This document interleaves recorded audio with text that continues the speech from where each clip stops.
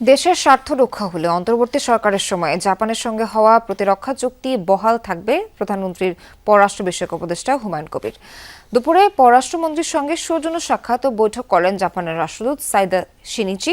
সাক্ষাৎ শেষে রাষ্ট্রদূত জানান, দুই দেশের দ্বিপাক্ষিক সম্পর্ক, ইন্দো প্যাসিফিক ইস্যু, কৌশলগত অংশীদারিত্ব সহ প্রতিরক্ষা চুক্তি চলমান রাখার বিষয়ে আলোচনা হয়েছে। এদিকে পররাষ্ট্রমন্ত্রীর সাথে সাক্ষাৎ করেছেন সার্ক মহাসচিবও। জানান, কার্যক্রম গতিশীল করতে উদ্যোগ নেবে ঢাকা।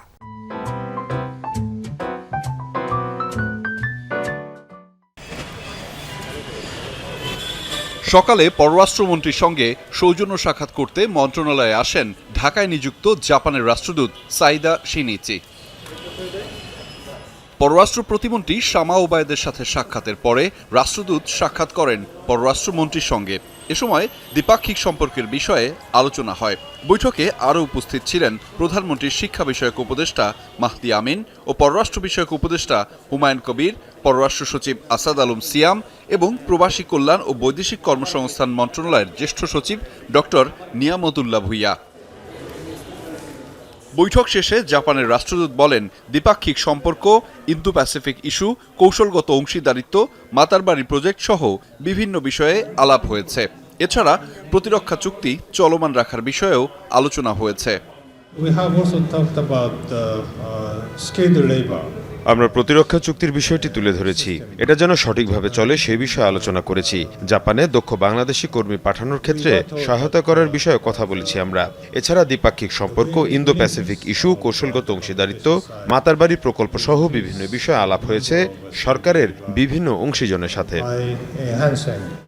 দায়িত্বের শেষ সময়ে জাপানের সঙ্গে প্রতিরক্ষা সরঞ্জাম ও প্রযুক্তি হস্তান্তর চুক্তি সই করেছিল সদ্য বিদায়ী অন্তর্বর্তী সরকার। চুক্তিটি স্বার্থের ভিত্তিতে হলে চলমান থাকতে পারে, অন্যথায় পুনর্বিবেচনা করা হতে পারে বলে জানিয়েছেন প্রধানমন্ত্রীর পররাষ্ট্র বিষয়ক উপদেষ্টা।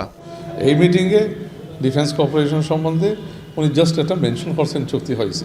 তো let us see the notes and the note of advice interim government কী রেখে গেছে এই বিষয়ে আমরা দেখে তারপরে পরবর্তী সিদ্ধান্ত আমরা কি নেই। এটা ন্যাশনাল ইন্টারেস্টের ভিত্তিতে হইলে কন্টিনিউটিও থাকতে পারে, আবার ইন্টারেস্টের ভিত্তিতে না হইলে আমরা বিবেচনায় দেখব। এদিন পররাষ্ট্রমন্ত্রীর সাথে সাক্ষাৎ করেন সার্কের মহাসচিব মোহাম্মদ গোলাম সারোয়ার। বৈঠক শেষে জানান, কার্যক্রম গতিশীল করতে উদ্যোগ নেবে ঢাকা। সার্কের যে কার্যক্রম চালু আছে এবং সেটাকে আরও কীভাবে গতিশীল করা যায় সেটি নিয়ে এখন বাংলাদেশ হয়তো ভাবছে এবং হয়তো বাংলাদেশ বিভিন্ন দেশের সাথে আলাপ করবে। সেক্ষেত্রে যদি কোনো উদ্যোগ নেওয়া হয় সেটি আমরা সবাই দেখব। এছাড়া সংযুক্ত আরব আমিরাত সহ মিশর ও সিঙ্গাপুরের রাষ্ট্রদূত সৌজন্য সাক্ষাৎ করেন পররাষ্ট্রমন্ত্রী ও প্রতিমন্ত্রীর সাথে। আহমেদ রেজা, যমুনা নিউজ, ঢাকা।